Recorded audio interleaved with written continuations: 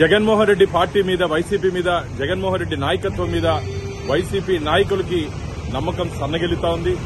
2024లో కేవలం 11 స్థానాలకే పరిమితమైపోయి ప్రతిపక్ష హోదా కూడా రాకుండా ఆంధ్రప్రదేశ్ ప్రజలు జగన్మోహన్ రెడ్డి పార్టీని ఓడించడం జరిగింది. ఇప్పటికే 3 పార్లమెంట్ సభ్యులు ఆ పార్టీ నుంచి బయటికి రావడం జరిగింది. నేడు విజయసాయిరెడ్డి కూడా ఈరోజు బయటికి రావడం జరిగింది. అయోధ్య రామిరెడ్డి గారితో పాటు ఇంకా చాలా మంది బయటకు వస్తారని చెప్పి వార్తలు వస్తున్నాయి. రాబో రోజుల్లో ఖచ్చితంగా వైసీపీ ఖాళీ అవ్వడం ఖాయం. నాయకుడంటే ప్రజలకి అందుబాటులో ఉండాలి, ఆ పార్టీ నాయకుడికి అందుబాటులో ఉండాలి.